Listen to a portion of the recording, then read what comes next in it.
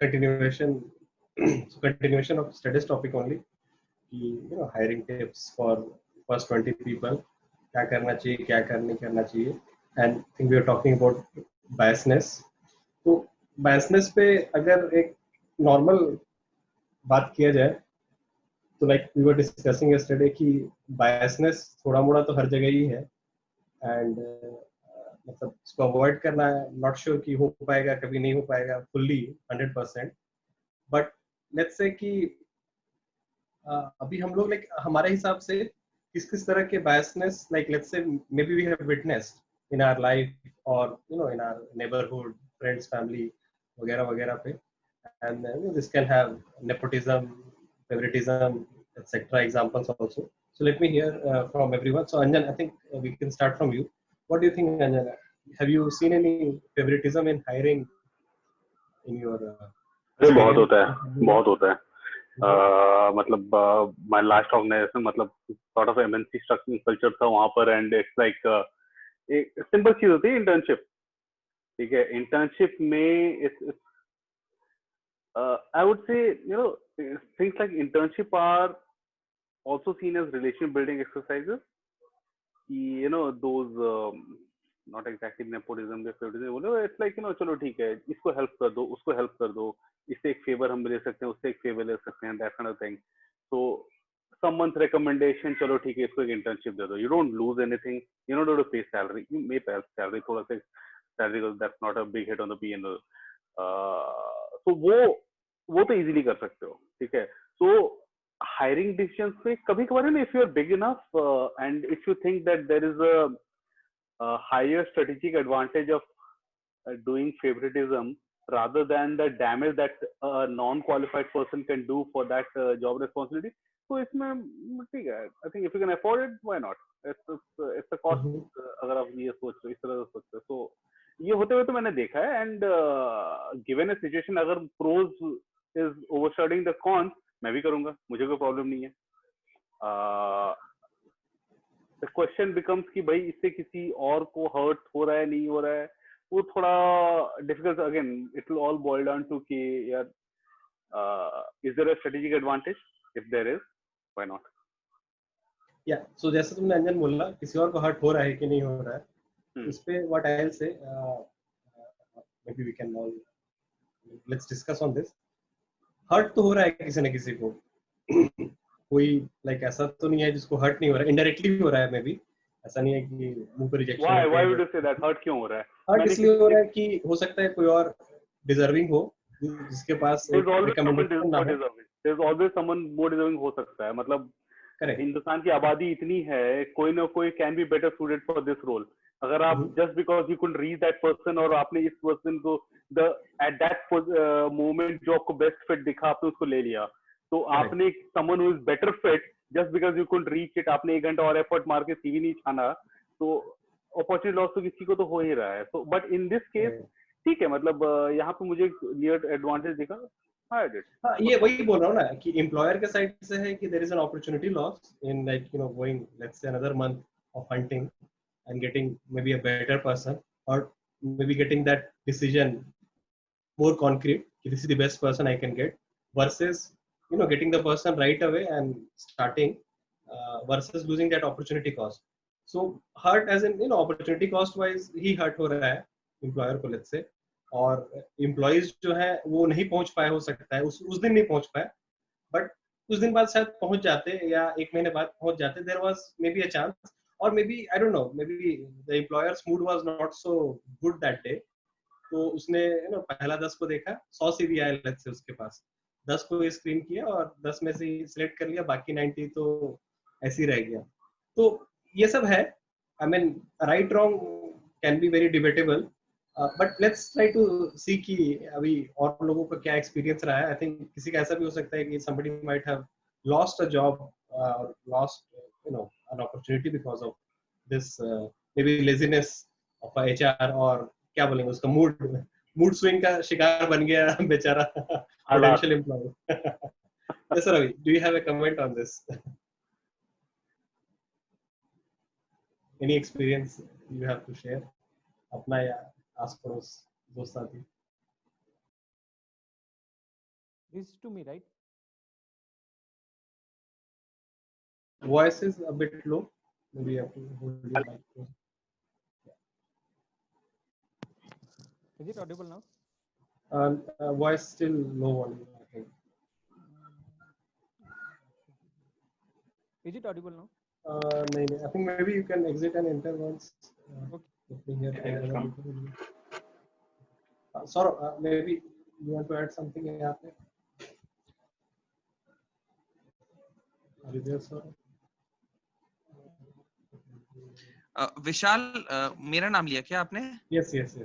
विशाल मुझे 5 मिनट दे दो, मैं एक दूसरे कॉल पे हूँ, मैं ज्वाइन करता हूँ। ओके, अतुल सर आपका कुछ कमेंट? तो मैंने तो बोला, क्या क्वेश्चन है? क्वेश्चन ये है कि अपॉर्चुनिटी लॉस के चक्कर में या एचआर का बैड मूड के चक्कर में किसी को नौकरी नहीं मिलता है, उसका रिस्पांसिबिलिटी कौन लेगा? आई मीन ये एक फेवर तो उस कंपनी का लॉस है कि कोई डिजर्विंग कैंडिडेट उनके पास था और उसको उस एचआर के इनकॉम्पिटेंस या बैड मूड के चलते किसी कारण से मिस कर गए, तो वो उस कंपनी का लॉस है। और एम्प्लॉय का जो कैंडिडेट है उनका भी थोड़ा लॉस है कि मान लीजिए कि कैंडिडेट और एम्प्लॉयर अच्छा फिट थे, दोनों अच्छे फिट थे, तो एम्प्लॉय भी काफी अच्छा वहां पे वैल्यू ऐड करता और उसको भी बदले में जो अच्छी सैलरी या बेनिफिट मिलते। लेकिन ये मार्केट प्लेस जो है ना, जॉब मार्केट का एक इंफॉर्मेशन असिमेट्री जो है कि अच्छे कैंडिडेट को अच्छे कंपनी से भेंट नहीं हो पाता या अच्छे कंपनी से ज्यादा अच्छे हायरिंग मैनेजर से भेंट नहीं हो पाता। तो ज्यादातर केसेस में क्या होता है ना, एचआर को मैं मानता हूँ, सारे कोई एचआर वाले दुख नहीं माने इस बात का, लेकिन 90% of the HR, a very high percentage of HR are useless in the sense कि वो वैल्यू ऐड नहीं करते हैं। वो लोग बेसिकली सीवी को प्रोसेस करने का काम करते हैं, क्लरिकल काम। दुनिया भर से एचआर का सीवीज कलेक्ट करो, उसका स्क्रीनिंग करो, फिर उसके बाद हायरिंग मैनेजर तक पहुंचाने के पहले 2-3 राउंड ऑफ प्री स्क्रीनिंग करो। तो वो स्क्रीनिंग वाला काम वैल्यू ऐड है कि आपने स्क्रीनिंग किया, बट असली स्क्रीनिंग तभी होती है जो कोई फंक्शनल आदमी, जैसे कि मान लीजिए किसी सॉफ्टवेयर इंजीनियर का इंटरव्यू कर रहे हो, तो जो सॉफ्टवेयर कोई इंजीनियर का जो बंदा या बंदी है वो इंटरव्यू के प्रोसेस में इन्वॉल्व होगा तो वैल्यू ऐड करेगा। वो आपको टेक्निकल स्किल्स चेक कर लेगा कि जावा आता है कि नहीं, सी आता है कि नहीं, टेक्निकल क्वेश्चन पूछूंगा। या कल को आप एआई मशीन लर्निंग का कोई इंटरव्यू दे रहे हो, तो सामने वाला जो लेने वाला है उसको एआई मशीन लर्निंग के बारे में पता है, तो वो डिजर्विंग कैंडिडेट को पहचान लेगा।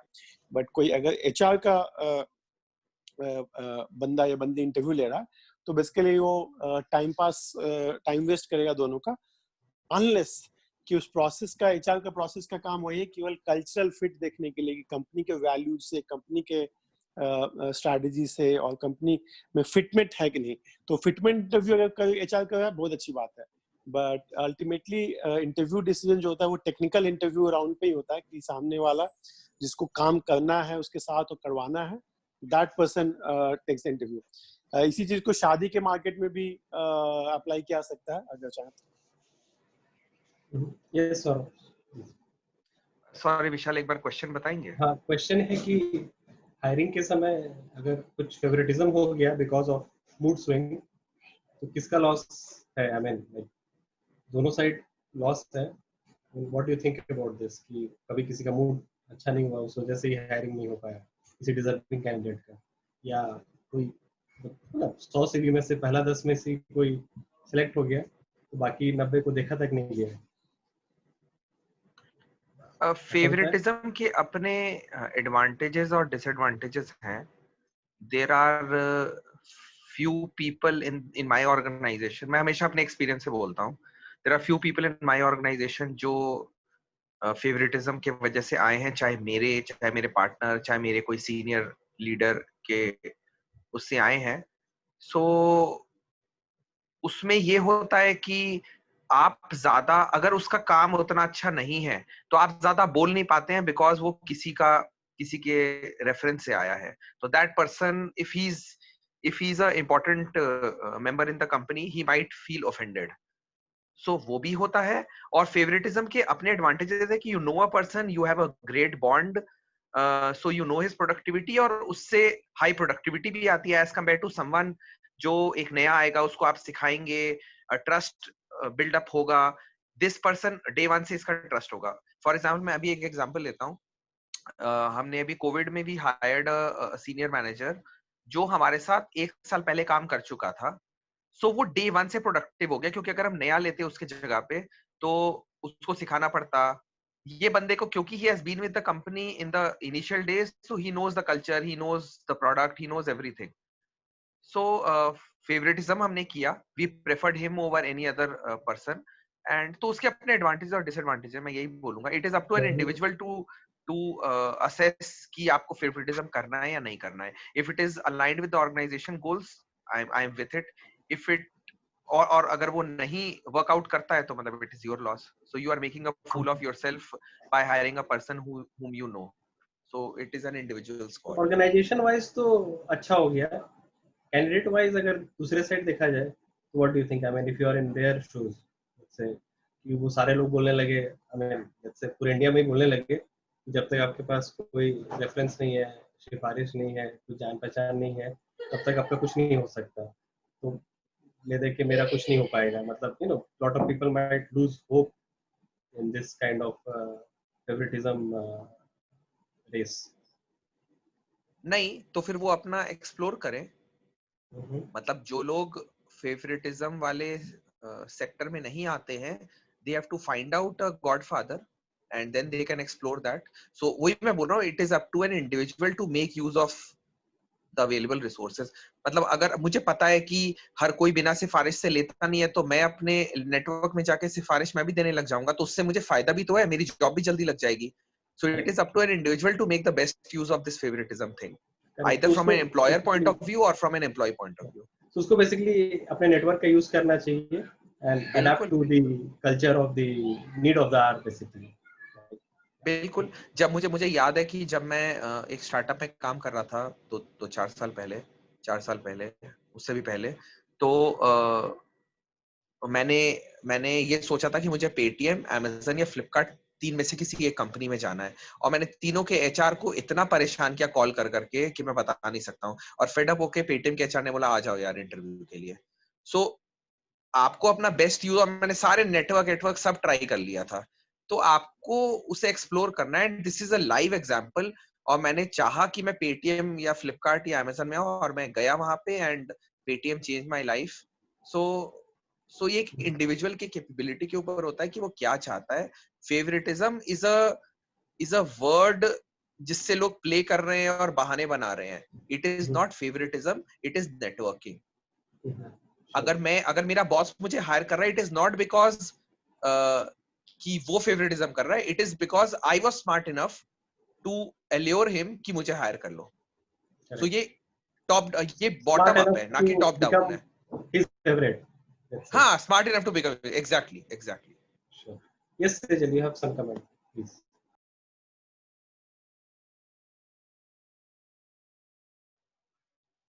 Am I audible? Yes.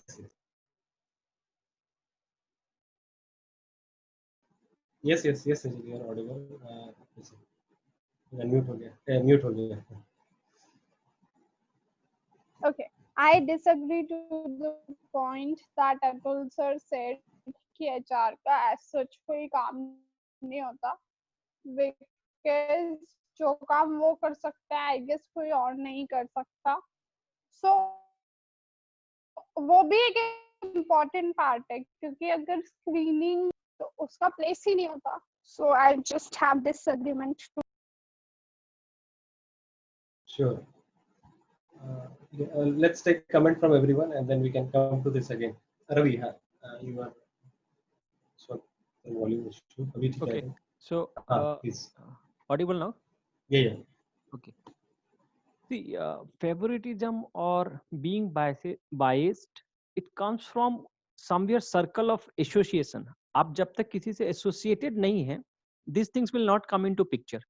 तो वो सौरभ का जो बात है वो बहुत सही है कि जब तक आप एसोसिएशन के सर्कल में ही नहीं है तो आप में वो चीज रहेगा ही नहीं, या फिर you will not be doing that, किसी को फेवरेटिज्म कर रहे हैं या फिर किसी के प्रति बायस हो रहे हैं.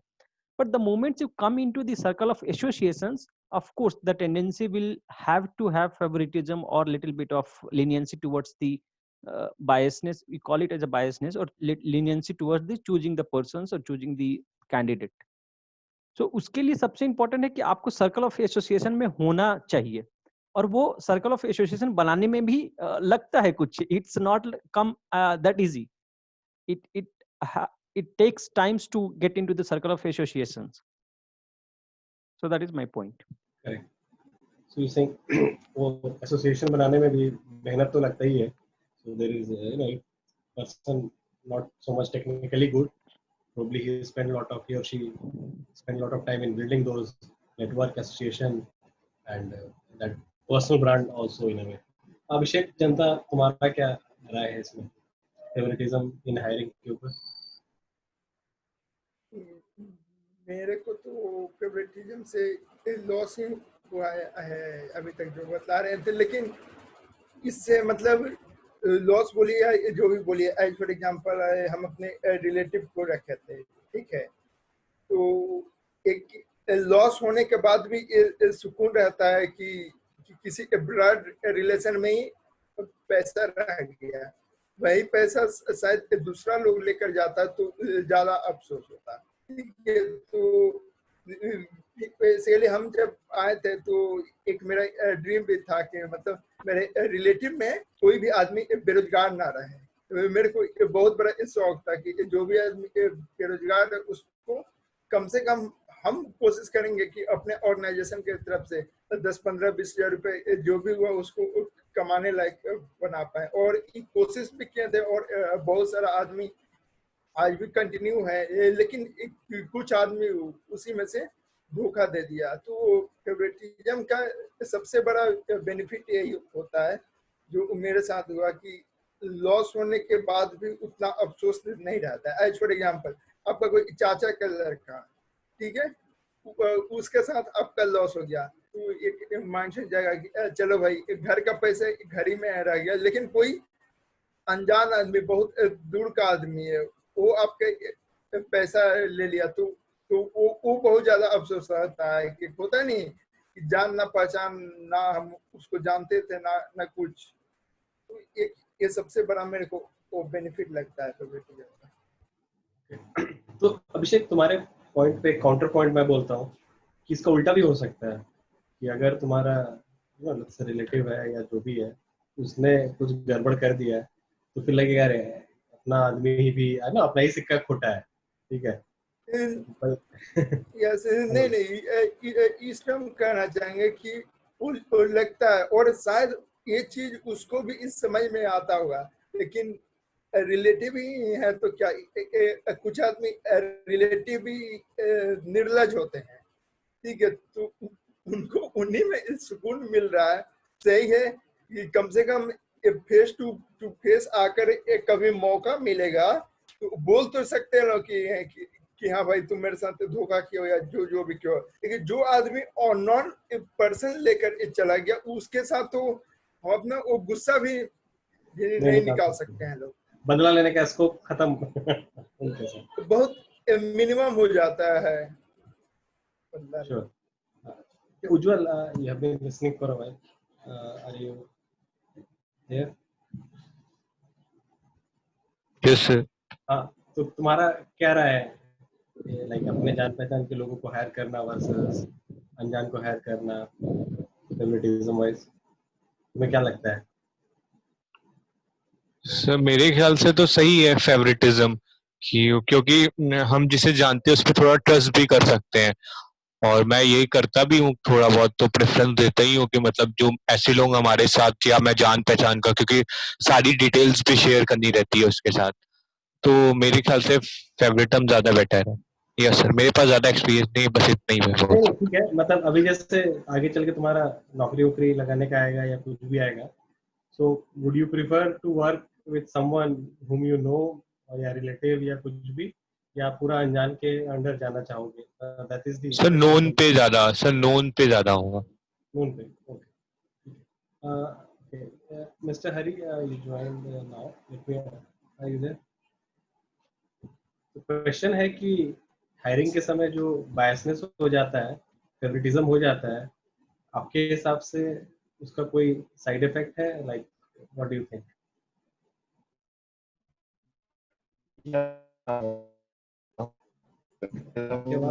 आपके आवाज ब्रेक कर रहे थे. No, your voice is breaking.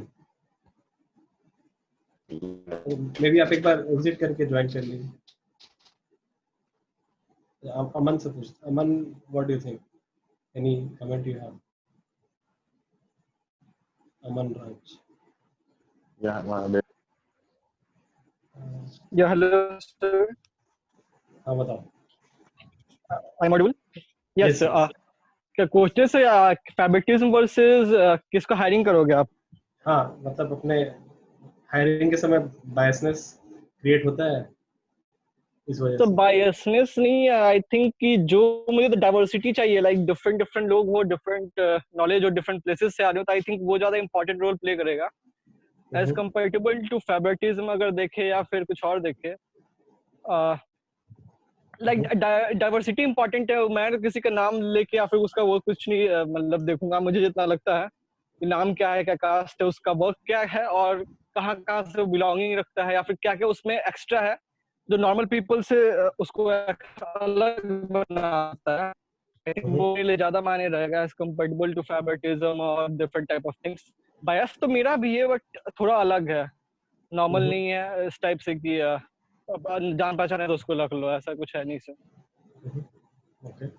Right. Okay, Harry is still joining. Okay, so coming to this, let's say some examples, big examples. So Dhirubhai Ambani, he appointed his sons as the manager या जो भी था CEO of the company, बांट के या जैसे भी. So I think अभी बहुत सारा डिबेट चल रहा है, नेपोटिज्म ये है वो है. सब लोग, कोई बोलता है कि नहीं होना चाहिए, मतलब पता नहीं, बहुत लोग बोल रहे हैं कि नहीं होना चाहिए. तो इतना बड़ा बड़ा एग्जांपल हमारे सामने है, and like people are maybe questioning only one side of the coin, या कुछ सेक्टर्स को क्वेश्चन कर रहे हैं और बहुत सारे सेक्टर्स छूट गए हैं. ठीक है, तो हरीश जी आपका ही कमेंट ले लेते हैं कि Dhirubhai Ambani appointing his two sons as chairman of companies, is it a good thing or bad thing, ethical and unethical, या जो भी है, मतलब what's your take on this?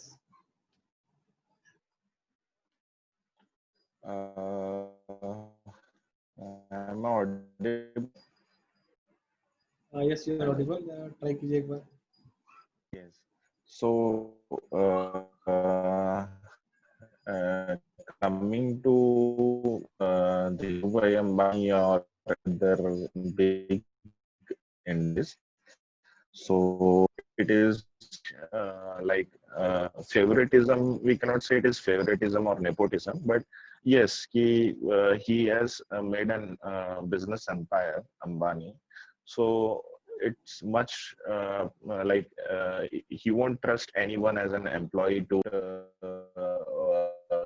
give his company to someone else. So it's much from the that the leader will be his children's, whatever children are there. So we cannot question in that case regarding the ownership of a company, whether it is a nepotism or not. But yes, while hiring, if we give favoritism to our what we say, like, so maybe many times we lack we will yell what we say, the talent, other candidate who's more deserving many times.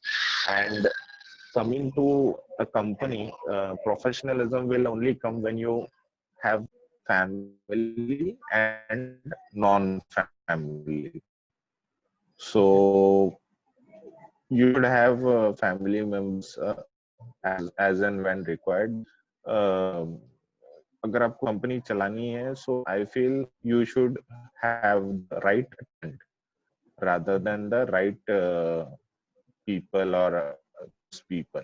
People रहता है कि you always trust them और trust करोगे कि when they betray you, जैसा अभी एक बोल रहे कि घर में पैसा गया वो खुश रह के समझना का, खुश बस चुप हो अभी गैप है. सो ये चीज मोर ऑफ इंटरलाइज्ड जब when all the members you're disconnected. Okay, let's take comment from others. Anjan, what's your take? Dhirubhai Ambani appointing his sons. Good, bad, ugly. There I would say why not? मतलब अगर जरा भी hint of talent है तो why not? And he knows one guy for sure कि इस बंदे पे वो completely dependent हो सकते हैं. This guy अगर उसको कुछ भी नहीं आता है at least सीखेगा. जो मैं बोलूंगा वो सुनेगा. एंड उसके बिना भी अभी तक कंपनी चल रही थी, तो उसके साथ उसको बस काम डेलीगेट ही करना है थोड़ा थोड़ा. And there will always be someone to mentor him. तो अगर सीखने का इंटेंट है तो व्हाई नॉट. मतलब you are developing a life long ally there, why not. I don't see a problem there. Sure. Atul sir, please. As I said earlier, मतलब there is always someone who is losing opportunity. मतलब इसमें थोड़ा समझते हैं. I think different people may have different opinion.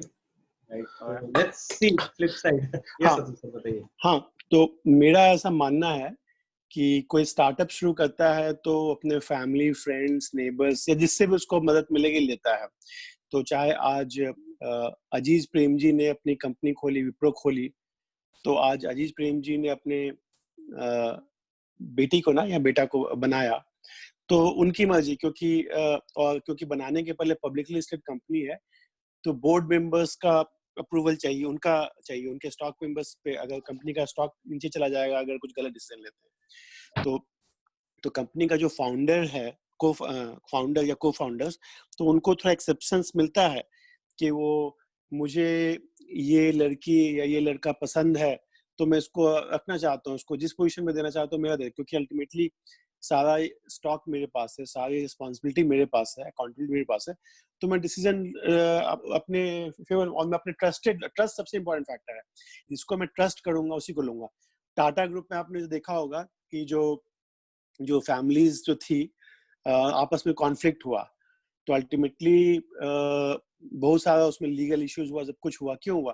क्योंकि कुछ पारसी लोगों ने बनाया था टाटा ग्रुप, ग्रो किया, कुछ फैमिलीज ही के लोग उसके में सब ओनर्स रहे, बट बाद में जब थोड़ा डिफरेंसेस हो गया तो देखिए कि कोर्ट मुकदमा पे चला गया. तो मेरे ख्याल से इट्स बेटर कि जो को फाउंडर्स हैं कंपनी के किसी भी नॉन प्रॉफिट या फॉर प्रॉफिट में, दे हैव अ ह्यूज से कि किसको अपने परिवार किसी नॉन प्रॉफिट या फॉर प्रॉफिट को किसी परिवार के रूप में मैं देखता हूँ. तो उस परिवार में किसको मैं एंट्री देता हूँ और नहीं देता हूँ, वो उसके ओनर्स के पास, उसके जो बोर्ड हैं, जो भी कंपनी के डिसीजन मेकर्स हैं, उनको एक्सेप्शनल राइट्स मिलती है. और नेगेटिव एग्जांपल देता हूँ, नारायण मूर्ति जी ने जब रोहन मूर्ति अपने बेटा को इन्फोसिस में इनडायरेक्टली टॉप पोजीशन पे लाने की कोशिश की, तो बोर्ड मेंबर्स ने भी, बहुत सारे इन्वेस्टर्स ने भी आवाज उठाई, मीडिया ने भी आवाज उठाया था. तो वही क्वेश्चन है कि कोई भी आप पब्लिक लिस्टेड कंपनी हो तो आपको पब्लिक लिस्टेड कंपनी के ओनर, आपके स्टॉक होल्डर, आपके बोर्ड मेंबर्स, आपके कंज्यूमर, वो सारे लोग हैं. तो उनके सहमति के बिना अगर आप फेवरेटिज्म कर रहे हो तो आपकी कंपनी का रेपुटेशन नीचे जाएगा, आपका भी रेपुटेशन नीचे जाएगा. लेकिन सही ढंग से किया जाए फेवरेटिज्म तो चलता है. जैसे कि अभी HCL में किया, शिव नाडर HCL के फाउंडर हैं, वो सारा सबसे बड़े स्टॉक होल्डर वही है, डिसीजन मेकर वही है. तो उनको अपनी बेटी को सक्सेशन प्लान था, he also wanted to have full control. तो उन्होंने अपनी बेटी को बाहर भेजा, पढ़ने के लिए भेजा, अच्छे जगह से MBA वगैरह भी किया, आई थिंक केलॉग या कहीं से.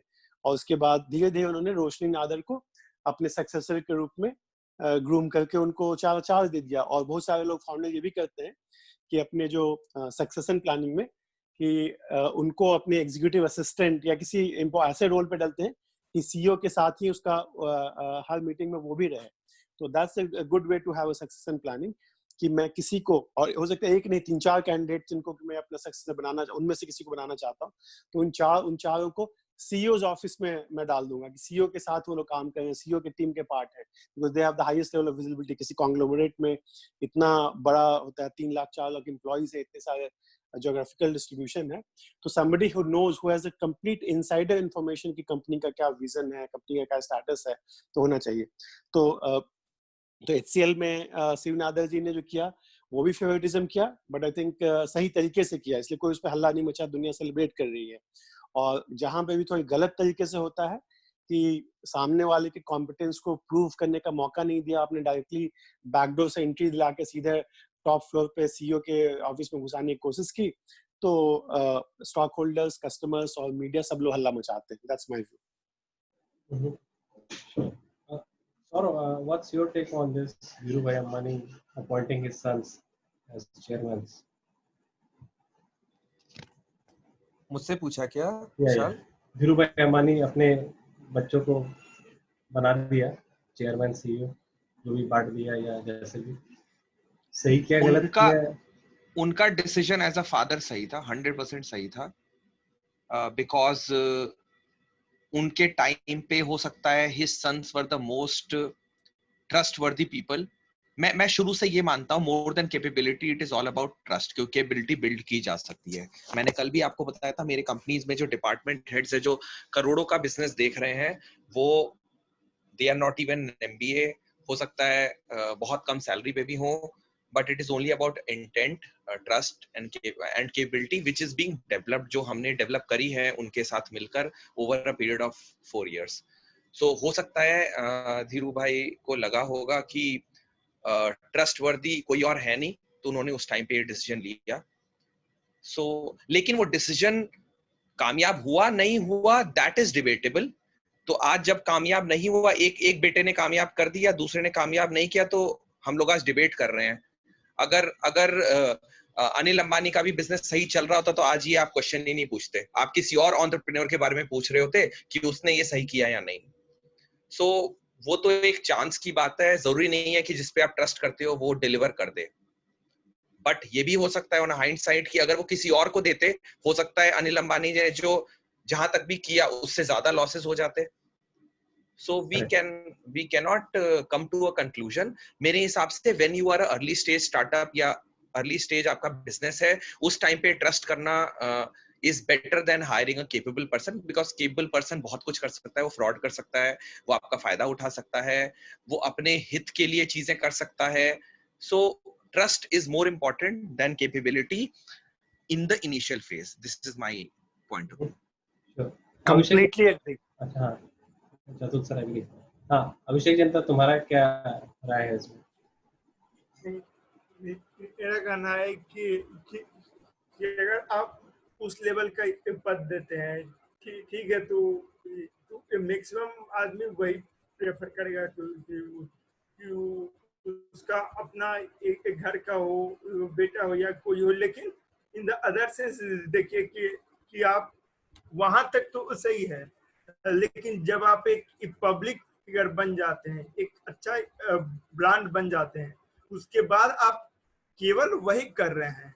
मतलब ज्यादातर फेवरेटिज्म या नेपोटिज्म, जैसे अभी करण जौहर को लेकर बहुत ज्यादा चर्चा में था कि नेपोटिज्म बहुत ज्यादा करता है।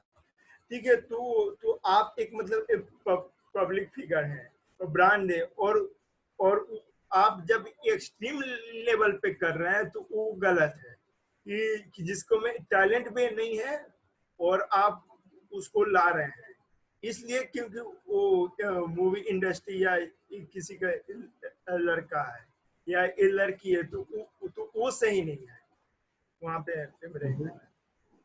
नहीं, लेकिन ये जैसे सौरव ने बोला कि एक भाई ने अच्छा कर दिया, एक भाई ने अच्छा नहीं किया, तो आई थिंक ये तो हर जगह वैलिडेट चांस की बात है ना। नहीं, जैसे हम बतला रहे हैं, बिजनेस आने के बाद शायद सीखा जा सकता है, लेकिन ये हम लोग जैसा आदमी अभी मूवी में कुछ किया नहीं है, एक भाई जाकर वैसे क्या कर देगा। ठीक है, तो अलग अलग फील्ड का अलग अलग रोल होता है। देख ही रहे होंगे कंगना रनावत और आलिया भट्ट को लेकर डिबेट को कि ये नेपोटिज्म कुछ ज्यादा ही चल गया अभी. So I want to really understand कि हायरिंग में, अच्छा सेजल फर्स्ट या Sejal you have a comment then Ravi can add. आते हैं और थोड़ा सा बात करते हैं. सेजल प्लीज. हाँ, am I audible? Yeah. Am I audible? Yes. Okay. तो सर मेरा ये पॉइंट है कि कोई भी बिजनेसमैन बिजनेस करता अपने बच्चों के लिए, तो अल्टीमेटली वो उसको तो उसमें रखेगा ही ना, क्योंकि उसका जो मेन एम था वो तो वही था कि अपना फैमिली को और बच्चों को. एंड सर नेपोटिज्म जो अभी बॉलीवुड में हो रहा है उस पे मेरा ये कहना है कि सपोज आलिया भट्ट महेश भट्ट की बेटी है, उसे भी बनना तो एक्ट्रेस ही था, तो करण जौहर ने किया या किसी और ने किया, व्हाट मेक्स द डिफरेंस? मतलब कोई ना कोई तो करता. ऑल्दो बॉलीवुड बहुत एक टाइप से फैमिली बिजनेस बन गया था, तो that was wrong some way, but जैसे करण जौहर ने किया, कोई ना कोई तो करता ही, मेरा ये मानना है. ये नहीं देता तो कोई और ब्रेक देता है, right? Yes Ravi, what's your take on this? Yes Ravi, please. Okay. So my take with respect to the questions which you asked from Mukesh Ambani and Dhirubhai Ambani, ठीक है, तो that is absolutely correct in all aspects. कोई भी, हम लोग बहुत बार इस बारे में बात भी किए छोटे बड़े इसी में, कि अगर मैं कुछ भी कर रहा हूँ that will go to my son, या मैं पुण्य कर रहा हूँ या पाप कर रहा हूँ या फिर मैं अर्न कर रहा हूँ या नहीं अर्न कर रहा हूँ. एक बार सौरभ ने बोला था कि हम कमा ही क्यों रहे जब अपने बेटे को एक घर नहीं दे सकता हूँ. बेटी भी हो सकती है. हाँ, बेटे या बेटी को, बच्चे बोलो, बच्चे को कि एक घर नहीं दे सकते हो तो फिर मेरे कमाने का मतलब ही नहीं है. तो इस तरह से वो एक नॉर्मल थॉट में भी वो चीजें इनकलकेट होता है. और मैं while listening everybody I have noted down few points which I will mention. एक तो सौरभ ने ऑलरेडी मेंशन कर दिया कि मैंने वो पॉइंट ऑलरेडी मेंशन लिख के रखा था, कि सौरभ ने एक लास्ट टू लास्ट डिस्कशन में मेंशन किया था कि उसने जो उसका जो अकाउंट हैंडल करता है, he is not much of account driven persons or else much qualified in terms of accounts, but he is more of trustworthy, intent and honest to the job, जो कि उस प्लेस पे उसको रख रहे हैं. otherwise you could have hired a person who could be expertise in account, लेकिन वो पर्सन अगर ट्रस्टवर्दी नहीं है तो there is a behavior का प्रॉब्लम है, then people do not look like to hire or kind of. second, corporate segments में हम लोग बात कर रहे थे फेवरेटिज्म का, तो आप देखेंगे तो कॉर्पोरेट पूरी तरह से, कॉर्पोरेट का एक रेटिंग सिस्टम चलता है. This is completely driven by the favouritism. अगर मेरे टीम में 10 बंदा काम कर रहा है तो पहला जो 2 रेटिंग जाएगा वो जो मेरा फेवरेट है उसी को जाएगा, दो he is working not working. लेकिन अगर वो मुझे रिस्पेक्ट दे रहा है या फिर मतलब मेरा फेवरेट है तो I will give rating to him only. वो एक रहता है कॉर्पोरेट लाइफ में. दिस इज pretty obvious, हर जगह ही रहता होगा, हर जगह रहता है. हाँ. तीसरा पॉइंट है कि जब हम लोग ये सीईओ का बात किए कि व्हेन, अभी मैं थोड़ा सा ये इसको कंट्री लेवल पे देख रहा हूँ कि India become a favourite country to invest जब यूएस के मोस्ट ऑफ द कंपनीज के सीईओ इंडियंस हो गए. तो उनका पहला जो पॉइंट ऑफ इन्वेस्टमेंट या पहला thought of investment become India, कि मुझे अगर एक इन्वेस्टमेंट करना है तो मैं इंडिया में जाके करूंगा, I will invest in India. तो वो भी एक काइंड ऑफ फेवरेटिज्म ही है. सर्कल ऑफ एसोसिएशन आ गया कि मैं इंडिया से बिलोंग करता हूं, so I want to invest in India. Sundar Pichai का बहुत ज्यादा प्रोजेक्ट इंडिया में भी हैदराबाद में आता है. It's because he belongs to Hyderabad. तो वो एक कहीं ना कहीं सर्कल ऑफ एसोसिएशन की वजह से आ रहा है. तो that is a part of कि आप फेवरेटिज्म को सिर्फ फेवरेटिज्म की नजर से नहीं देख सकते हैं. उसका एक पहला स्टेप है कि अगर सर्कल ऑफ एसोसिएशन में फॉल करता है तो वहां पे थोड़ा सा फेवरेटिज्म या थोड़ा सा बायसनेस आएगा ही आएगा. थर्ड थिंग है कि हम लोगों ने ये एग्जांपल जो डिस्कस किया कि एक पिताजी जो सक्सेसफुल है और वो अपने हेयर को दिया अपना डायनेस्टी, अपना सब कुछ. लेकिन आप दूसरी तरफ से एक क्वेश्चन देखिए कि जहां पे एक a father who is into business and who failed in the business, who got stuck with the loans and all, ये छोटे लेवल पे बात करता हूँ, वो बेटे को बिजनेस करने में अपने मार्केट में बहुत प्रॉब्लम होता है फाइनेंशियली. स्पेशली बैंक सपोर्ट नहीं करते because they know, bank already know कि उनके पिताजी का रिकॉर्ड अच्छा नहीं है, तो I will be hesitant to give loans to this person. though this person is very well equipped with the MBA or the expertise which he need to have for a particular project to get on, लेकिन फिर भी bank hesitant होता है just because of his father's legacy कि वो fail हुए हैं या फिर उनका लोन डिफॉल्ट हुआ है, तो then this case can be in that way. तो उसका एक पिताजी का जो डीमेरिट होता है वो कहीं ना कहीं चाइल्ड भी बियर करता है. तो द सेम भी कि जब वो अच्छा कर रहे हैं तो वो अच्छा भी बियर करेगा, जब खराब कर रहे हैं तो वो भी बच्चे को भुगतना पड़ता है. So those things goes टेट ऑन टेट विथ बोथ कंडीशंस. और एक फिल्म इंडस्ट्री से जो हमने बात किया है, तो अगर एक तरफ आलिया है तो दूसरी तरफ अभिषेक बच्चन भी है.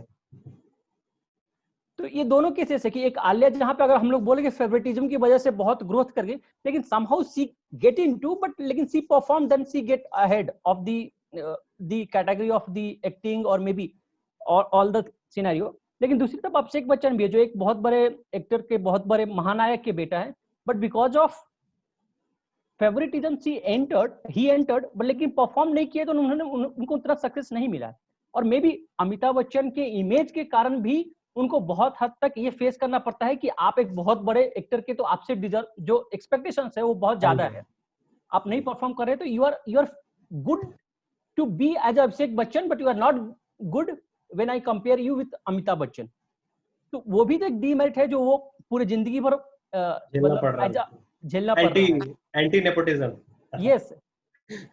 और नेपोटिज्म के ऊपर में मेरा ये व्यू है कि नेपोटिज्म कहाँ पे आ जाता है कि एक बाय फेवरेटिज्म और बाय पासिंग द हायरार्की उस पोजीशंस पे बैठ जाते हैं, but he is not capable to perform the job.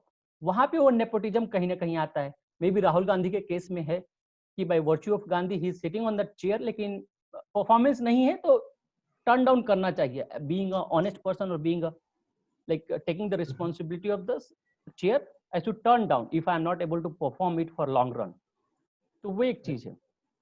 नहीं तो वो चीज भी लास्ट सेंटेंस दूसरा कैन ऐड देन.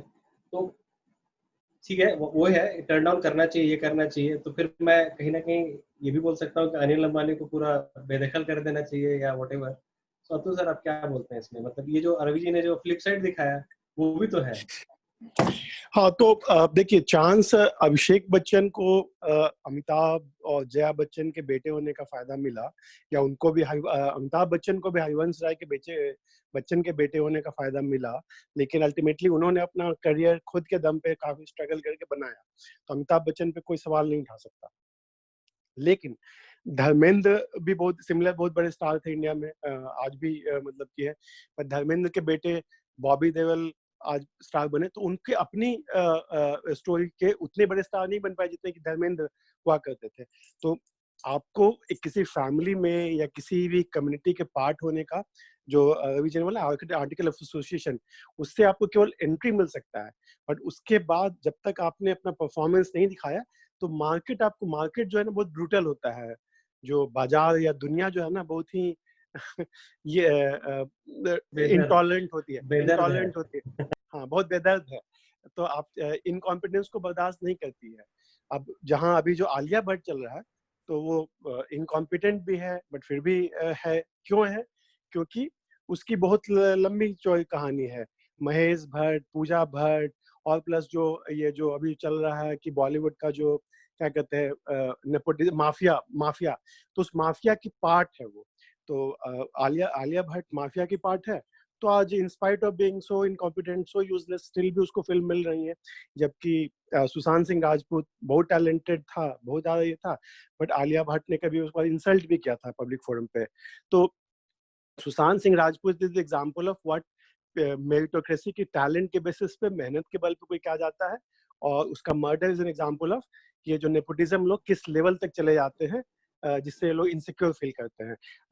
अंबानी वाला केस भी मैं एक बार फिर देता हूँ कि जब मुकेश अंबानी ज्यादा टैलेंटेड थे तो उन्होंने धीरू अंबानी के बिजनेस को आगे बढ़ाया. अनिल अंबानी थोड़ा बाकी चीजों में एंगेज हो गए. मुकेश भाई को बहुत बड़ा बिजनेस मिला, उन्होंने जियो क्रिएट किया. और अनिल भाई ने टीना अंबानी और फिल्म बॉलीवुड इंडस्ट्री में ज्यादा टाइम बिताया, तो उनको उतना सक्सेस नहीं मिला, या उनके जो बिजनेस डिसीजंस भी थे तो फेल हो गए. बट अल्टीमेटली फैमिली का इम्पोर्टेंस ये पता चला कि अल्टीमेटली जो दोनों में जब प्रॉब्लम हुई, तो अल्टीमेटली इनकी माँ ने, मतलब कि मुकेश अंबानी और अनिल अंबानी की माँ ने इन दोनों के बीच में आपस में सुलह कराया कि मुकेश, इस ये छोटा बेटा थोड़ा मेरा उतना काबिल नहीं निकला तुम्हारा इतना, लेकिन थोड़ा उसको बचा दो। तो ये माँ का या किसी परिवार का ड्यूटी बनता है, और नथिंग रॉन्ग विद दैट कि माँ ने बोला कि अल्टीमेटली आखिर तुम जितने बड़े दुनिया के 10वें बड़े बिलियनर हो गए, लेकिन अल्टीमेटली आज तुम जो भी हो वो हमें परिवार, हम नहीं होते तो तुम जन्म ही नहीं लेते इस दुनिया में। तो किसी माँ का या पापा का इतना इनका उनका इतना राइट बनता है कि अपने बेटा बेटी को बोल सकते हैं कि देखो बेटा बेटी, तुम बहुत बड़े सक्सेसफुल हो गए, लेकिन आखिर तुम इस दुनिया में आए हो मेरे, तो आखिर मैं आई एम द बॉस, मैं हूँ माँ, मैं हूँ पापा, मेरी बात सुनो। लेकिन सुनना नहीं सुनना अगेन उस पर डिपेंड करता है। वो बोले कि नहीं मम्मी नहीं, अब मैं इतना बड़ा हो गया हूँ कि अब आप मेरे लिए मैटर नहीं करती हैं, तो वैल्यूज वाली चीज आ गया। तो अनिल अंबानी भी या धीरू भाई, ये मुकेश अंबानी बोल सकते थे कि नहीं माँ, ये अनिल देखो बहुत बेकार हो गया, नालायक, इधर उधर कुछ कुछ करते रहता है, रास्ते भटक गया है, मैं इसको नहीं बचाऊंगा। तो वो अब मुकेश पे डिपेंड करता है कि वो अपनी माँ का सुने कि नहीं सुने। तो इट्स अगेन पर्सनल डिसीजन, क्योंकि ही इज एन एडल्ट। तो मुकेश अंबानी बोल सकते हैं कि नहीं मम्मी, छोटे भाई को मैंने थोड़ा बहुत मदद दे दूंगा, कुछ चवन्नी दे दूंगा, लेकिन मेरे को बिजनेस चलाना है, मेरे को बहुत सारे लोगों को जवाब देना है, मैंने इतना बड़ा एम्पायर खड़ा किया है, तो मैं अपने नालायक भाई के चलते मैं अपने बिजनेस को रिस्क पे नहीं डाल सकता हूँ। तो मम्मी का ड्यूटी बनता है, बोलेंगे भी, ज्यादातर मम्मी बोलेंगे भी कि छोटे भाई को थोड़ा मदद करो, बड़े भाई को, लेकिन बड़े भाई का भी ये राइट और ड्यूटी बनता है कि he will do what he feels right. And I think same is applicable for बाकी लोग, चाहे अभिषेक बच्चन हो, चाहे और भी। और जो बॉलीवुड का जो हम लोग कहानी बता रहे हैं, तो बॉलीवुड में नेपोटिज्म ही नेपोटिज्म है, एंड दैट इज इसके लेके पूरे आम जनता को जो इतना गुस्सा क्यों आया, सुशांत सिंह राजपूत को इतना सपोर्ट क्यों मिल रहा है, क्योंकि जो इंडिया के 1.3 बिलियन लोग हैं, स्पेशली उसका जो यूथ जो है, दे फील कि हम भी हीरो बनना चाहते हैं। अपने अभिषेक जी छपरा से आकर वो बॉलीवुड में उनको चांस मिलेगा, मे बी वो भी करना चाहते हैं। मान निकल के सेजल बोली है कि नहीं मैं भी एक्ट्रेस बनना चाहती हूँ, मैं भी ये करना चाहती हूँ, बट उसको चांस नहीं मिलेगा क्योंकि वो उस परिवार से नहीं है, या वो उस बॉलीवुड माफिया से रिलेशनशिप नहीं है। उसकी अगेंस्ट ये पूरा गुस्सा दिख रहा है दुनिया में। People want equality of opportunity, every person with the right merit should get a chance. Interview तक हमको चांस मिलना चाहिए, आगे नहीं लेना तो हायरिंग मैनेजर के हाथ में है, लेकिन बहुत सारे लोगों को मौका ही नहीं मिल पाता है, डोर में एंट्री नहीं मिल पाता, because they are not from the right family और द राइट कनेक्शंस। होपफुली मैंने ठीक है, मैं इसका फॉलोअप क्वेश्चन पूछता हूँ कि सर आपने जैसे बोला या बाकी लोगों तक कि इंटरव्यू तक चांस मिल जाना चाहिए, बट सिर्फ नाम के लिए इंटरव्यू तक चांस देना is you know I mean वहाँ पे भी तो झूठ मूठ का दे दिया जनता को खुश करने के लिए, पब्लिक को अपीज करने के लिए, फिर कर लिया अपना फेवरेटिज्म जो करना था, तो आखिर बात वही पड़ गई। इंटरव्यू भी नहीं, इंटरव्यू तो एक स्टेप आगे हो गया, उसके पहले आपके बायोडेटा को वहां तक राइट लोग तक पहुंचने का चांस मिलना चाहिए। अब बायोडेटा के बाद आगे कौन बढ़ाता है कि नहीं बढ़ाता, तो वो जो एचआर का काम है स्क्रीनिंग करके वो आगे बढ़ाएगी या बढ़ाएगा। उसके बाद जो फिर दूसरा जो इंटरव्यू प्रोसेस में जो 3-4 लोग होते हैं, तो आपका सीवी आगे पहुंचे कि नहीं पहुंचे, वहां पे भी आएगा बायसेस और सिलेक्शन कि जो लोग इस पूरे प्रोसेस के पार्ट है, they all have their own responsibilities and duties. तो कोई भी अगर बीच में अगर गलत करता है तो that person will be held accountable for it. तो इंटरव्यू तो बाद की बात है, आपका बायोडेटा पहुंचेगा कि नहीं पहुंचेगा, हाँ, लेकिन आपका बायोडेटा पहुंचाने के लिए आगे दैट्स वेयर प्लेटफॉर्म्स है, लिंक्डइन आर देयर। लिंक्डइन पे आपको रेफर कर रहा है तो अपना रेपुटेशन, मैं किसी को रेफर कर रहा हूँ, मैं बहुत लोगों को बोलता हूँ कि कोई हेल्प चाहिए तो just send a message to, जिससे भी इंट्रोडक्शन चाहिए एक मैसेज भेजो, मैं इंट्रोड्यूस कर दूंगा, बिकॉज आई नो यू। अगर नहीं जानता हूँ तो I have nothing else to say. मैं जैसे कि विशाल, आप कल को आप नमन के बारे में या सेजल के बारे में किसी को कोई रेफर देना है, तो you can talk about them कि हाँ she was my country manager and he was my country manager, तो उन दोनों को आप जेन्युइन रिकमेंडेशन दे सकते हो। बट कोई आपके पास कुछ है ही नहीं बैकग्राउंड देने का, आपने just because you know them या किसी ने अप्रोच किया, तो वो फिर फेक रिकमेंडेशन होगा और वो फेवरेटिज्म हो जाएगा। फेवरेटिज्म तब नहीं है जब आपने मेरिट के बेसिस पे, पर्सनल जजमेंट के बेसिस पे किसी को रेफर किया, तो there is nothing wrong with that in my view. Sorry, you wanted to say? मुझे एक चीज मैं अतुल सर के पॉइंट से एक चीज बोलना चाहूंगा कि अतुल सर ने बोला कि लोगों को मौका नहीं मिलता है, तो इज ही ट्राइंग टू से कि मौका नहीं मिलता है तो मौका देने वाले की गलती है? Are you trying to blame let's say Bollywood mafia कि आपने मौका नहीं दिया? बिकॉज शाहरुख खान भी नहीं था, नॉन फिल्मी बैकग्राउंड का था, but he became the king. Amitabh Bachchan भी नहीं था, he again became the king. Salman था और he is part of mafia, मैं मानता हूं, लेकिन जो लोग नहीं थे they also did. For example, Akshay Kumar नहीं था, he is the king. Ranveer Singh नहीं था, he became the king. तो आपको सिर्फ तो what I'm trying to say is Deepika Padukone तो फिर भी मॉडलिंग इंडस्ट्री से थी, स्टिल उसके कुछ कनेक्शन बन गए होंगे, लेकिन what I'm trying to say, Prakash Padukone की बेटी भी थी। correct. What I'm trying to say is you don't need only talent to survive in this jungle. आपको साथ में स्मार्टनेस और कनेक्ट भी चाहिए, और जो टैलेंटेड है वो डफर है। मैं ये बोलना चाह रहा हूं, आज के टाइम पे सिर्फ टैलेंट नहीं चाहिए। तो आप ये बोल नहीं सकते, आप ब्लेम नहीं कर सकते हैं, because there are people who are talented, then there are people who are talented plus network, and then there are people who are part of mafia. तो यार अगर आप में नेटवर्किंग स्किल्स ही नहीं है तो टैलेंट लेके घर में आप एक्टिंग करते रहो आईना के सामने। You can not blame the mafia for it. Mafia क्यों चांस देगा आपको? माफिया का एक यूनिवर्स है, एक छोटा सा लोग को ही वो लेट से साल में 100 लोग को चांस देंगे। अब भाई ये जनता तो भैया करोड़ों है, तो 100 को ही तो चांस देंगे, तो वो 100 जो स्मार्ट होंगे वो अपना चांस खुद ले लेंगे। अब आप अमिताभ बच्चन से भी बड़े एक्टर होंगे, आप बैठे हुए घर में, तो हम ये किसी माफिया की गलती थोड़ी है। This what I am to say. हाँ, तो इस पर मैं बोलना जवाब देना चाहूंगा। बहुत इंपॉर्टेंट पॉइंट सौरभ ने बोला, तो मैं बताता हूँ कि माफिया और टैलेंट में मेरिटोक्रेसी में क्या डिफरेंस है। तो माफिया जो काम करता है, तो माफिया का अंडर हैंड डीलिंग होती है, ब्लैक मनी होता है, क्रिमिनल बहुत सारी चीजें होता है। तो जहाँ भी उस तरह की, जैसे कि बॉलीवुड के माफिया क्यों बोल रहा हूँ कि शाहरुख खान का I don't know that well, but लेकिन बहुत सारे लोगों का because of that Pakistani connection, because of the ISI connection, because of that Saudi and Dubai से बहुत सारा जो इनको पैसा मिला, क्या बोलते हैं उनको, डी कंपनी। तो डी कंपनी के चलते बहुत लोगों का करियर बना। शाहरुख खान जब आए थे तो he was struggling actor, normal family से, बहुत मेहनत से बनाया, but after point even Shahrukh Khan also joined the D company. उनका जो आज जब when he became a star from a struggling from a normal TV actor से आए थे, वो फौजी किसी, तो उस समय he was all about meritocracy, मेहनत से। बट बाद में अभी जो उनका जो शाहरुख खान का जो एम्पायर बना हुआ है, या आमिर खान भी है क्योंकि इसी फिल्म फैमिली से हैं, ज्यादातर लोग बॉलीवुड के अभी के जो टॉप ए लिस्टर्स हैं, एक्सेप्ट फॉर अक्षय कुमार, ज्यादातर लोग डी कंपनी के थ्रू आए हैं, कि उनके सोर्सेज ऑफ मनी जो है, जितने बॉलीवुड की फिल्म्स के financing, they coming from ISI funded and Dubai funded, और कहाँ से। अब तो बहुत सारी रिपोर्ट्स भी आने लगी because of this whole Sushant Singh report. तो मेरिटोक्रेसी एंड एक और चीज चाहिए, talent is not about only your educational qualification या intelligence. IQ is not enough. EQ भी important, इमोशनल क्वेश्चन। तो आप इंटरव्यू में कितना अच्छा से आप अपने आप को प्रेजेंट करते हो, हैंडल करते हो, वो भी इंपॉर्टेंट है।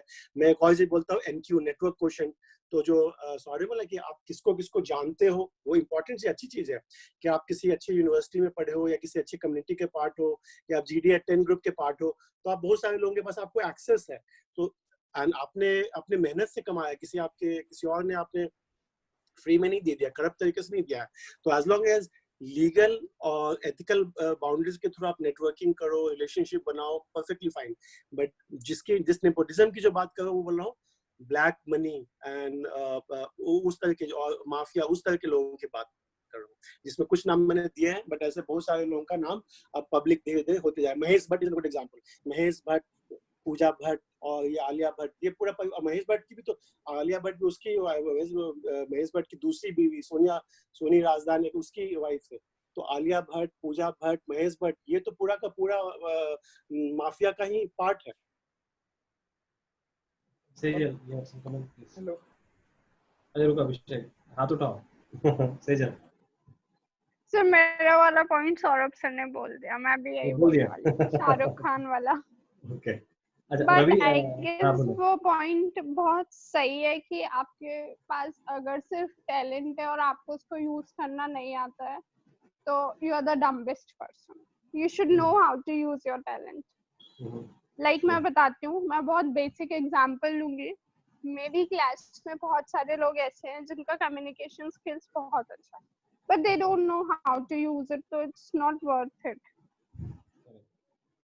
वहाँ पे उनको इस पे एक एग्जांपल देना चाहूंगा विशाल, कि हनुमान जी के पास बहुत टैलेंट था और कुछ भी बहुत पावरफुल थे, बहुत कुछ कर सकते थे, और उनको श्राप मिला था जब आई थिंक जब सूर्य खा गए थे, कुछ किया था उन्होंने, तो उनको श्राप मिला था. तो श्राप ये मिला था कि उनका जो स्ट्रेंथ है वो तभी यूज कर पाएंगे जब कोई उनको रिमाइंड करेगा. तो जाम्बवन जो थे, जब राम और उनके जो सेतु के इस पार वेट कर रहे थे बनाने के, क्या करें कैसे रावण तक पहुंचे, तो जाम्बवंत ने याद दिलाया हनुमान को कि हनुमान तुम तो जब चाहो तुम तो सूर्य को खा सकते हो, ये लंका क्या है, तुम तो उड़ के जा सकते हो. तो जाम्बवंत ने हनुमान को याद दिलाया, तो हनुमान ने लंका क्रॉस किया और लंका को जलाया, जो कि बाकी हम लोग जानते ही हैं. तो we all need a Jambavant in life too, somebody to remind us कि this is what you can do and this what and तो वो इनकरेजमेंट करने वाला भी एक नेटवर्क होना चाहिए आपके पास. Yes sir, please. I'll make quickly 2 points. एक जो टैलेंट को लेके बात हुआ, सौरभ ने भी बोला, तो वो बहुत हद तक करेक्ट है कि टैलेंट ही सिर्फ एक क्राइटेरिया होना चाहिए, ऐसा है नहीं. स्पेशली आप जब सी लेवल के रिक्रूटमेंट देखेंगे तो वहां पे talent is very dormant form, whereas the other behavioral parts, decision making, those play a very vital role rather than the domain experts और talent होना. तो वो चीज है कि आप जैसे जैसे हायरार्की में बैठते हैं वैसे वैसे आपका डोमेन नॉलेज जो है कहीं ना कहीं श्रिंक कर जाता है, और जो अदर एस्पेक्ट्स है, बिहेवियरल हो गया और skills in terms of human management, वो चीज डिसीजन मेकिंग एबिलिटी और सर्कमस्टांसेस हैंडल करने की कैपेसिटी, वो सारी चीजें काफी प्रोमिनेंट हो जाते हैं, या फिर मतलब उसका परसेंटेज ऑफ वेटेज बहुत ज्यादा हो जाता है rather than only having a talent. और यही कहीं हद तक कारण है कि कुछ लोग जो रहते हैं जो बहुत टैलेंटेड रहते हैं but they will be at lower positions, और कुछ लोग जो कम टैलेंटेड होते हैं but they are very good in managing skills and they are very good in decision making skills with abnormal situational handling skills, they promote with the chair and rather than a talented guy. तो एक question है रवि जी कि talent में आप केवल किस चीज को टैलेंट मान रहे हैं? वो जो ability to network, ability to have relationships, ability to talent, वो सभी टैलेंट का पार्ट है. I am referring to domain knowledge. तो domain knowledge one very narrow segment of talent. Talent में आपका आईक्यू भी आएगा, आपका ईक्यू भी आएगा, आपका एनक्यू भी आएगा, आपका नहीं sir I agree with Ravi. Domain knowledge, those are talent. See, as per me talent I am referring to domain knowledge. So this is very clear point from my side. And what I'm saying is domain knowledge is part of talent है, domain knowledge भी है, company को क्या चाहिए वो आपको technical skills भी चाहिए, तो domain knowledge is one part of it, soft skills another part of it, and technical knowledge another part of it. जो हायरिंग डिसीजंस होते हैं चाहे बॉलीवुड में हो चाहे वो किसी इंडस्ट्री में, तो it's a multi dimensional factors पे जो हम लोग आईक्यू को बहुत नैरोली डिफाइन करते हैं कि आईक्यू, लेकिन बाद में EQ आया, और भी बहुत सारे पैरामीटर्स होते हैं किसी भी चीज को मेजर करने के लिए. बिल गेट्स का बहुत अच्छा एक आर्टिकल आया.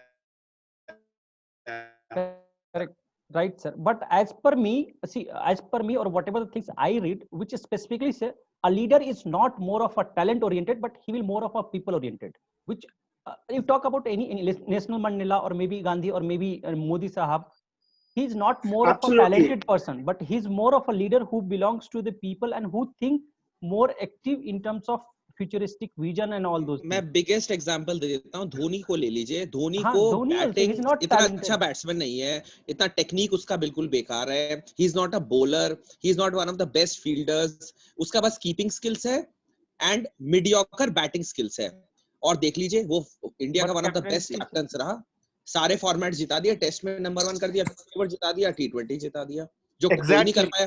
सचिन उससे ज्यादा टैलेंटेड था, 10 गेम खेला, 10 में से 9 हारा. सचिन नहीं सचिन तेंदुलकर धोनी से टैलेंट कैसे था? सचिन एक अच्छा बैट्समैन था, बट धोनी तो उसी को तो टैलेंट हम बोल रहे हैं. हम टैलेंट रेफर कर रहे हैं डोमेन नॉलेज को. Dhoni had few other important talents like leadership, how to manage a team, team के talent को पहुंचाना. तो वही तो वो people सारे skills talent- हो गया ना सर. हाँ, हम तो ये वो बोलना talent का चाह रहे हैं part- जो मैंने कल भी बोला talent था में people कि आपको skill का talent 90% part में डोमेन 90% people skill चाहिए और सिर्फ 10% डोमेन नॉलेज चाहिए when you are at the C level or at the biggest Absolutely, high. absolutely.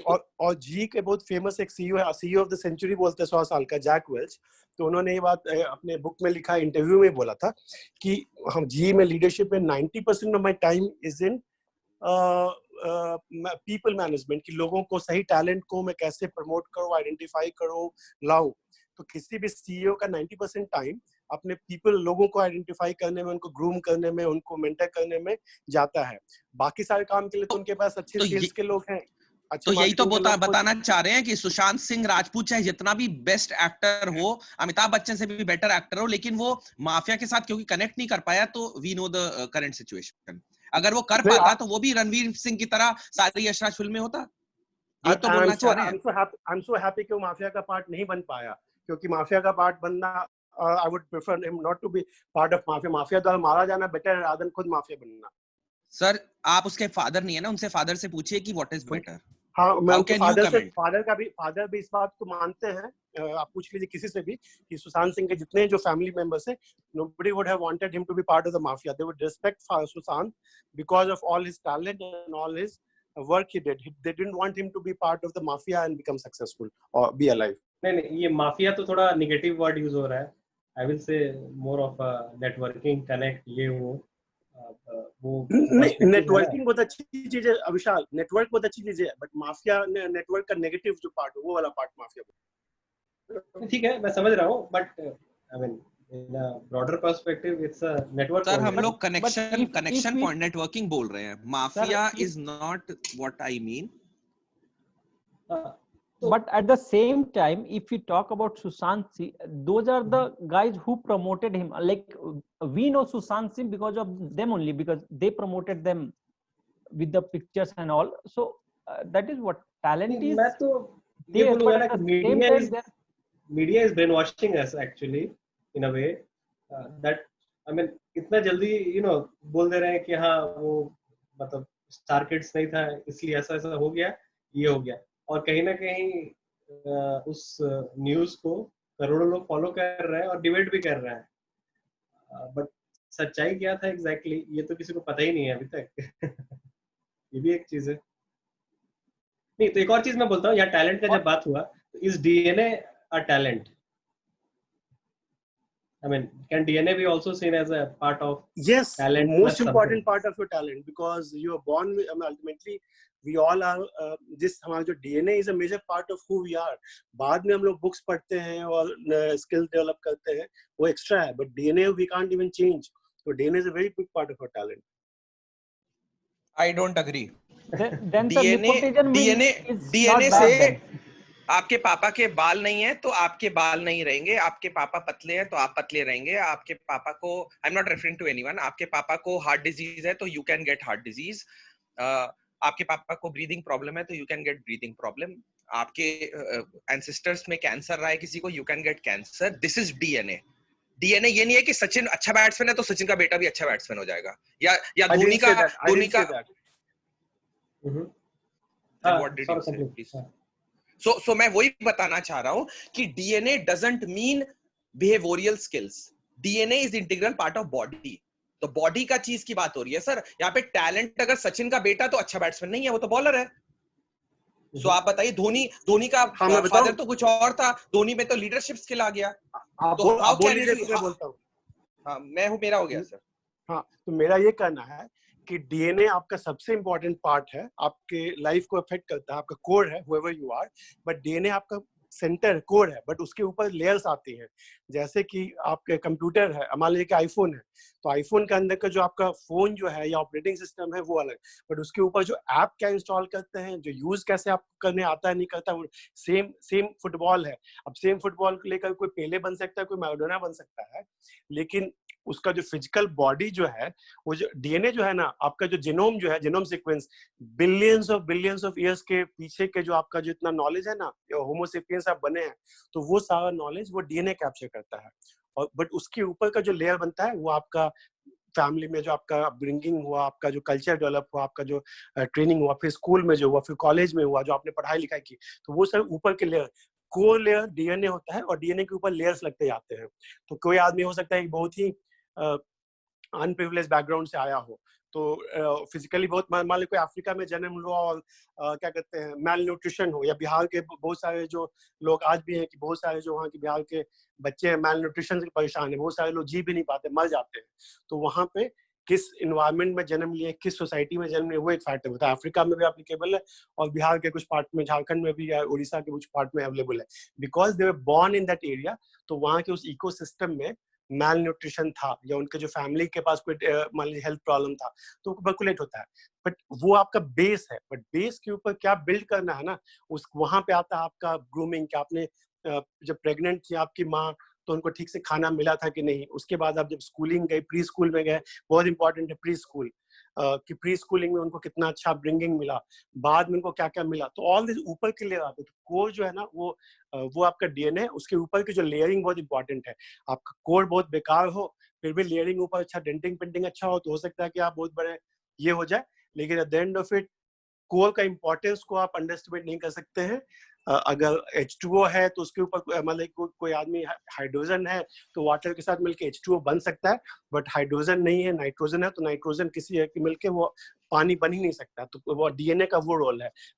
H2O water में H का जो रोल है ना, वो है कि हाइड्रोजन के और साथ चीजों के साथ मिलके वो वाटर भी बन सकता है, कुछ और बन सकते हैं, वो सल्फ्यूरिक एसिड भी बन सकता है, लेकिन हाइड्रोजन एक लाइक डीएनए है, और बाकी सारे जो लेयर्स है वो एडिशनल जिन कंपाउंड के साथ वो जुड़ रहा है वो उनको और ग्रो करेंगे। तो इसलिए डीएनए का रोल बहुत इंपॉर्टेंट है। इस पे काफी सारी रिसर्च भी आ चुकी है, आप चाहेंगे तो भेजूंगा, कि बहुत बड़ा पार्ट है हमारा डीएनए हमारे लाइफ का। लेकिन मैं इस चीज को डिस्काउंट नहीं करता हूँ कि आपके प्राइमरी एजुकेशन, आपका हायर एजुकेशन, प्लस आपने क्या पढ़ाई की, कितना मेहनत किया, मैराडोना या पेले या जो भी बना, तो उसके पीछे हजारों घंटों की मेहनत है, तो उसको मैं डिस्काउंट नहीं कर रहा हूँ। तो धोनी ने भी बहुत मेहनत किया, वो रेलवे में जब क्लर्क का काम कर रहा था तो भी उसने अपने क्रिकेट के पैशन को नहीं छोड़ा, वो साथ में वो छुप छुप के जैसे भी क्रिकेट खेलते रहता था, उसने बहुत स्ट्रगल किया, तो उसका भी इंपॉर्टेंस है, मैं डिनाई नहीं कर रहा हूँ। मैं बोला ये दोनों चीज चाहिए, both are needed, basic talent and then उसके बाद जो एक्स्ट्रा हार्डवर्क जो कि करना पड़ता है किसी success. Sir you are contradicting your own statement. एक तरफ आप बोल रहे हैं कि आपको राइट सेम अपब्रिंगिंग चाहिए, दूसरी तरफ आप धोनी का एग्जांपल ले रहे हैं जिसको सेम अपब्रिंगिंग नहीं मिली, तो यू आर कॉन्ट्रडिक्टिंग योरसेल्फ। ऐसे तो फिर अनिल अंबानी को भी सक्सेसफुल, अनिल अंबानी को सेम एजुकेशन मिला जो मुकेश को मिला, तो उसका तो डीएनए बिल्कुल सेम है मुकेश वाला, तो वो क्यों फेल कर गया? तो आप पूरी बात नहीं सुन रहे हो, मेरी पूरी बात नहीं सुन रहे हो। मैंने कहा कि मल्टीपल वेरिएबल्स है, one is DNA, one is where you are born, which family you are, किस मोहल्ले में रहते हो, वो भी एक फैक्टर है, लेकिन आप क्या करते हो, द चॉइसेस यू मेक, वो भी इंपॉर्टेंट है। अब अनिल अंबानी ने जो चॉइसेस चूज किए, अच्छे नहीं चीज के, रांची में डीएवी फैमिली जहाँ के धोनी पढ़ रहा था, he was not the only cricket player, बहुत सारे और लोग हैं उनका भी ड्रीम था cricket, but in spite of all the challenges, Dhoni ने जो काम किया कि उसको जो ड्रीम पूरा करना था, छुप के करके कैसे भी रेलवे के टीटी के ऊपर काम करते हुए भी उसने अपने क्रिकेट के लिए आउट ऑफ वे जाके बहुत एक्स्ट्रा मेहनत किया। तो मैं बोला कि मल्टीपल डायमेंशंस है सौरभ, की आपका डीएनए, उसके बाद आपका एनवायरनमेंट, फिर उसके बाद आपकी मेहनत, आपका डिटर्मिनेशन, आपका तभी तो कह रहा हूँ sir, I am with you. मैं बोलूं? हाँ बोलो सर, बोलो। सर डीएनए बॉडी को इफेक्ट कर सकता है, स्किल सेट को नहीं। धोनी के पापा क्रिकेटर नहीं थे ना, वो क्रिकेट को सपोर्ट करते थे, but still he did it. तो ये बहुत डिफरेंट पॉइंट है। एग्जैक्टली। तो डीएनए अलग है, स्किल अलग चीज है। Okay, Ujjwal you want to say say something. आप तो दोनों को मिक्स कर रहे हो ना। मैं मिक्स नहीं कर रहा हूँ सेजन, मैं बता दूं कि DNA is one factor, but उसके अलावा आपका मेहनत, आपका एजुकेशन, वो सारे फैक्टर्स भी हैं। तो मैं बताऊं कि DNA is not the only factor, या मेहनत is not the only factor, intelligence is not the only factor. ये सारे मल्टीपल जो डायमेंशंस है ना, इन सबको मिला जुलाकर कोई सक्सेस होता है, कोई नहीं होता। अभी तो DNA doesn't matter, the fact that it is only one of the factors. Again you say DNA doesn't matter. Why it doesn't matter? DNA does matter, but DNA is one of the components. नहीं Atul sir से मेरा एक question है sir, DNA चाहिए उसका 10% भी role है, तब आप इतना मीडिया या कहीं पर भी सुनते हैं कि एक सब्जी वाला का लड़का यूपीएससी निकाल लिया, गांव से पढ़ा हुआ निकाल लिया, तो वो कैसे कर लेता है? सब हम अपना एग्जांपल देते हैं। मेरे जो फादर हैं वो ड्राइवर है, ठीक है, लेकिन हम आज यहाँ तक जो भी पाए हैं तो वो कैसे पा लिए? मेरे डीएनए में तो थोड़ा सा भी इससे रिलेटेड कुछ नहीं था, क्योंकि वो क्या बोले, वो ड्राइवर थे तो खूब अपर लेवल का सोच सकते थे। तो मेरा एक गवर्नमेंट जब एक क्लर्क का भी हो जाता तो उतने में वो बहुत ज्यादा हैप्पी रहते हैं, ठीक है। तो यहाँ पे डीएनए कोई मैटर नहीं। बताते हैं अभिषेक, बताते हैं आपको कौन कौन सी बीमारी है।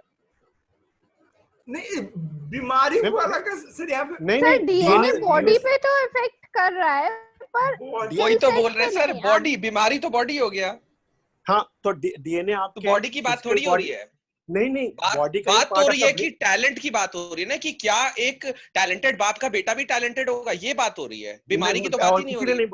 किसी ने ये बात नहीं बोला कि टैलेंटेड बाप का बेटा टैलेंटेड होगा। What I am saying is कि अगर आप किसी पहलवान, आप किसी बहुत ही फिजिकली स्ट्रांग के 7 फीट के आपके पिताजी थे, तो देयर इज अ चांसेस कि आप भी तो लंबे होंगे। या मान लीजिए कि आप आपके माँ पापा गोरे हैं, सर वो बॉडी पार्टी तो हो गया, वो बॉडी हुई ना। अरे ठीक है, नहीं, डीएनए जो है ना आपका ब्रेन बॉडी का सबसे हेवीएस्ट पार्ट होता है, और डीएनए जो है ना सबसे ज्यादा इफेक्ट आपके ब्रेन को करता है।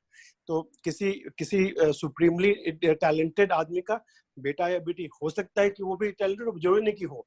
मैं बताऊंगा कि डीएनए का इंपॉर्टेंस को डिस्काउंट नहीं कर सकते। डीएनए बहुत इंपॉर्टेंट पार्ट है, बट उसके ऊपर बाद की जो लेयर है, मेहनत किया किसने पढ़ाई की, किसी ने स्ट्रगल किया, तो वो भी एक्सपीरियंस का पार्ट है। और सारे फैक्टर्स को मैं इंपॉर्टेंस बोला। मैं नहीं सर, आप मेरे क्वेश्चन का आंसर दीजिए। बोलिए। मोस्टली फादर और सन का सोच क्यों नहीं मिलता? उनके बीच में इतने डिस्प्यूट्स क्यों होते हैं? अगर डीएनए वाली बात है तो क्यों होते हैं? हाँ, बताते हैं। भी नहीं मिलता। हाँ, और मिलना भी नहीं चाहिए। डीएनए जो है ना आपके सोच से कोई कनेक्शन नहीं। मिलना चाहिए या नहीं वो अलग बात है, आप ये बताइए क्यों नहीं मिलता? हाँ, जब डीएनए का रोल है। तो डीएनए का रोल आपकी सोच में नहीं है। आप क्या सोचते हैं ना, वो जो आप क्या पढ़ते हैं, किनके साथ उठते हैं। कहाँ से सोचते हैं? ब्रेन से ना। ब्रेन केवल प्रोसेसर है, बट उसके ब्रेन जो क्या आपका सीपीयू है, मतलब कि या आपका फोन है, बट उसके ऊपर कौन सा ऑपरेटिंग सिस्टम हम इंस्टॉल कर रहे हैं वो आप पे डिपेंड करता है। उसके कौन से ऐप इंस्टॉल कर रहे हो आप पे डिपेंड करता है। तो आपने का नाम बताइए। क्या बताते हैं। आपका जो एजुकेशन है वो एक ऐप है। आपने जाके जो जैसे कि धोनी के केस में क्रिकेट खेलने के लिए उसने बहुत मेहनत की, सालों तक मेहनत की, स्ट्रगल की, वो ऐप था। तो ये सारा जो एक्स्ट्रा चीज उसने धोनी ने किया। ने कौन से नहीं स्कूल में एंटरप्रेन्योरशिप सीखी थी जो वो बन गए? नहीं अतुल सर, मेरा एक क्वेश्चन है आपसे कि क्या बोले कि एजुकेशन है वो एक ऐप है, तो सेम स्कूल का बच्चा एक लफंगा बन जाता है और कोई आईएएस बन जाता है, तो बिल्कुल कहाँ से ऐप में ऐप सेम मान लीजिए। नहीं एक मेरे फोन में गूगल पे है, तो सौरभ जी भी 10 रुपया भेजेंगे तो 10 ही रुपया जाएगा, और हम भी 10 रुपया भेजेंगे, तो ऐसा थोड़ी ना कि मेरे अकाउंट से 11 रुपये चला जाएगा, मेरे अकाउंट से 10 रुपये जाएगा। नहीं, आपका जो फोन है ना, आपके पास मान लीजिए ड्रॉइड फोन है, तो ड्रॉइड फोन में आपने Google play, Google music install किया, तो आपका गूगल म्यूजिक भी वही काम करेगा जो सौरभ पे करेगा, मेरा करेगा, सबका यही करेगा। बट आपके पास आईफोन है कि ड्रॉइड है, आपके पास आईफोन का लेटेस्ट मॉडल है कि पुराना मॉडल है, वहां पे वो आपका आ जाएगा, वो आपका जेनेटिक्स आ जाएगी। कौन सा मॉडल आपका जो है ना, वो आपका जो फोन का जो मॉडल है, कंप्यूटर का जो आईफोन ऐप नहीं होता है सर, आईफोन ऐप नहीं होता है, फोन होता है, डिवाइस। नहीं, आप मैं बता रहा हूँ कि आईफोन जो है ना, आपका जो आईफोन है वो आपका बॉडी है, बट आईफोन के ऊपर जो ऑपरेटिंग सिस्टम आपने आईफोन हो गया चाहे ड्रॉइड हो गया, तो आपका बॉडी है, या पीसी हो गया या मैक हो गया, वो बॉडी है। और बॉडी के ऊपर आपने सॉफ्टवेयर जो इंस्टॉल किया ना, विंडोज किया या एप्पल का किया या गूगल का किया, तो वो ऊपर का लेयर हो गया, तो वो वहां पे आगे आपके बाकी सारी चीजें आ गई। तो मैं कह रहा हूँ कि आपका क्वेश्चन थोड़ा सा नहीं डाइवर्ट नहीं करता हूँ। नहीं नहीं नहीं नहीं नहीं नहीं नहीं एक सेकंड बात बताइए। मेरा बात सुनिए ना, मेरा बात सुनिए,